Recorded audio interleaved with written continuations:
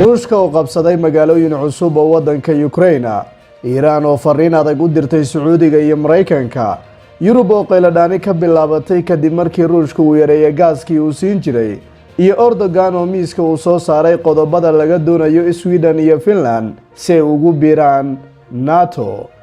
nabaday daawadayaal ku soo dhawaada barnaamijkeena muuqaalka dunida wadahan oo kale aad uga barateen barteena. barnaamijka waxaan idinkugu soo gudbin doonaa qodobo xiiso badan oo aad markaa kaga bogan doontaan, iyadoo barnaamijka kaliya idinkaga codsanayno inaad subscribe saartaan oo sii share garaysaan saaxiibadiina aad la wadaagtaan. aanu ku bilownay maamulka militariga Myanmar ayaa hogaamiyihii hore Augustin Sansu u wareejiyay xabsi ku yaala magaalada Naypyidaw oo ah caasimada militariga uu dhisay kadib markii muddo xabsi guri ku jirtay.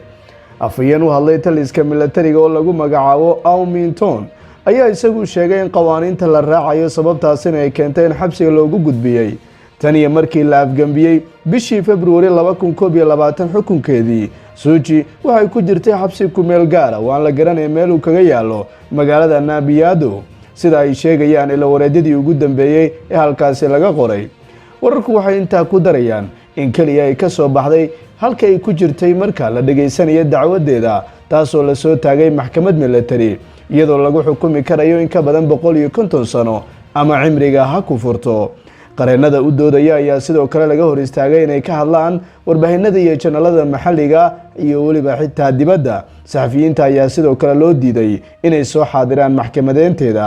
Suuji ayaa la xiray saacado ka hor afgambigii February 2021. dadka dhaleeceynaya ayaa golaha militariga ku dhaliilaya iyagu inay talada uga tuureen kaliya sidii dalka u caburin lahaayeen, isla markaana eedeymaha ay yihiin kuwa been abuura oo kaliya ay doonayaan inay ku banaystaan qofnimadeeda iyo waliba shakhsiyadeeda, isla markaana saaxada siyaasadda ay ka tuuraan. tan iyo markii uu bilowday duulaanka wadanka Ruushka uu ku qaaday Ukraine, waxaa hareer socday weeraro dhinaca internetka oo burcad ka soo jeeda dalka Ruushka ay ku beegsanayaan aaladaha isgaarsiinta dalka Ukraine iyo waliba ilaa 42 dal oo taageero u fidiyay dalkaasi Ukraine. warbixin ka kooban 28 bog oo soo saartay shirkadda Microsoft ayaa lagu sheegay in xarumaha dalalka la beegsaday ay isugu jiraan xafiisyo dowladaha, xarumaha daraasaadka, ganacsatada iyo waliba xitaa hay'adaha samafalka. gudoomiyaha shirkadda Microsoft Brad Smith ayaa sheegay in weerarada ay qaadeen burcadda dhanka internetka ee lagu beegsaday saaxiibada Ukraine inay ku guuleysteen ilaa 29%, iyadoo ilaa hadda la xaday ugu yaraan 4 meelood meel ka mid ah xogtii ku kaysanayd kombiyuutarada la beegsaday. gudoomiyaha shirkadda Microsoft ayaa sheegay in laamaha sirdoonka dalka Ruushka ay kordhiyeen weerarada ay ku dhex sameynayaan kombiyuutarada dalalka ay ka soo horjeedaan si ay u helaan macluumaadka ku kaydsan kombiyuutaradaasi. ku dhawaad 3 meelood 2 meel ayaa la tilmaamayaa in la bartilmaameedsaday. xubnaha la bartilmaameedsaday dhammaantoodna waxay yihiin kuwa NATO ku jira.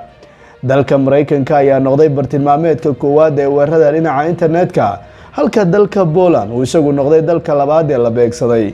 weerarada ugu badan ee dhinaca internetka ayaa waxay kordheen kadib markii uu bilowday dagaalka wadankaasi Ukraine lagu galay ee Ruushka uu qaaday. sidoo kale ay kordheen weerarada internetka ee dalalka Denmark, Norway, Finland, Sweden iyo waliba Turkiga. kalabar ka mid ah 128 hay'adood oo la bartilmaameedsaday ayaa la tilmaamayaa in 12 ka mid ah ay yihiin ururada aan dawliga ahayn. wargeyska New York Times ayaa daabacay xog uu helay wariyaha caanka ah Stephen Alanger oo ah madaxa diblomaasiyadda wargeyska.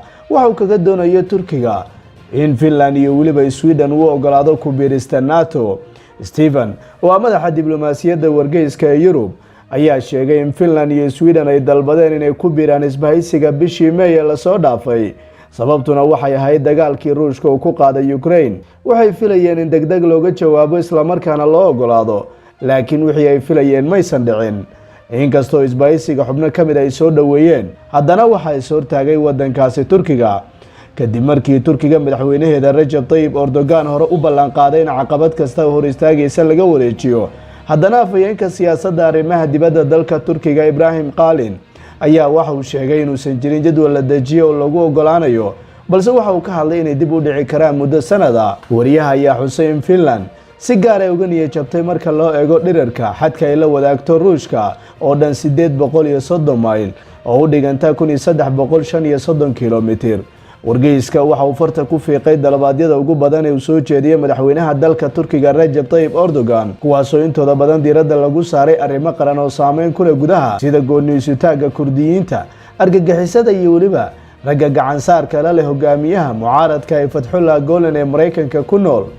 Erdogan waxa uu ku eedeeyay inuu ka dambeeyay afgambigii dhicisoobay ee Turkiga ka dhacay sanadkii 2016.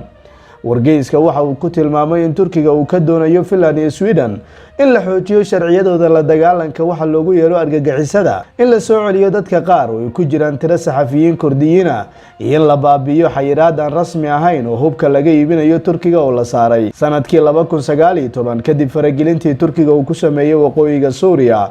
wargeyska wuxuu intaa ku daray in inta badan dalabaadka ay la xiriireen Sweden iyo weliba Finland iyo muddada dheer uu ka damqanayo qaxootiga Kurdiyiinta iyo sida uu garab istaagay madax banaanida Kurdiyiinta, taasoo Ankara u aragto mid khatar ku ah qarannimadeeda, halka reer galbeedku ay cambaareeyeen PKK. haddana waxay ku tiirsan tahay taageerada Kurdiyiinta ee ka hesho kuwaasoo ku sugan wadankaasi Suuriya bartamihiisa. wasiirka arrimaha dibadda dalka Iran Hussein Amir Cabdilnahyan ayaa sheegay in haddii Mareykanka si dhab wax uga qaban lahaa wareegii ugu dambeeyay wadaxaajoodkii Vienna, labada dal ay ku sii dhowaan lahaayeen heshiis ay gaaraan. mar uu waraysi siinayay wargeys ka soo baxa wadankaasi Croatia, Cabdilnahyan wuxuu ku yiri Mareykanku waxay soo saareen arrimo cusub ee wadaxaajoodka ay ku soo dareen, kuwaasoo qodobo suurtagal aan ahayn oo ku saabsan. Mareykanku waxay soo saareen arrimo cusub oo wadaxaajoodka lagu soo darayo sida qodobo ku saabsan kuwa suurtagalnimada cunaqabatayn aan ahayn nuclear-ka in la saaro wadanka Iran. isagoo ka hadlaya xiriirka kala dhaxeeya Sacuudiga, waxa uu sheegay in xiriir uu la leeyahay wadankaasi boqortooyada, isla markaana ujeedada ugu weyn ee heshiisku ay tahay sidii la isu dhaafsan lahaa wufuud iyo weliba guddi farsamo si ay u booqdaan safaaradaha iyo weliba xitaa habraacyada ugu muhiimsan marka la eegayo marxaladaha hirgelinta. Ciraaq ayaa ku dhawaaqday maalmo ka hor inay doonayso sii xoojinta wadahadalada tooska ee Sacuudiga ee Iran ee Baghdad. Cabdilnahyan ayaa mar sii horeysay shaaca ka qaaday in dalkiisa uu soo dhaweynayo wadahadalada macquulka ee keenaya natiijo ka soo baxda Vienna, isagoo ugu baaqay dhinaca kale ee ka fogaadaan dhaqamada iska soo horjeeda. Iran waxay soo bandhigtay hindiso iyo fikrado lagu soo nooleynayo wadaxaajoodkii Vienna laguna gaaro natiijooyin miro dhal ah, ayuu yiri. laakiin maamulka madaxweyne Biden ayaa u dhaqmay siyaasad laba geesood oo ay kaga hortagayaan Tehran, sida uu horeyba u sheegay afhayeenka wasaaradda arrimaha dibadda Iran Saeed Khatibzadeh. jamhuuriyadda iskad isku magacowday ee Lugansk ee hoos tagta wadankaasi Ruushka, safiirkeeda Rodion ayaa waxa uu shaaca ka qaaday in ciidamada deegaankiisa ay si weyn u hareereeyeen ciidamo u dhashay wadanka Ukraine, kuwaasoo gaaraya ilaa 7,000 oo askari oo la sheegay in laga jaray gebi ahaan basaadkii.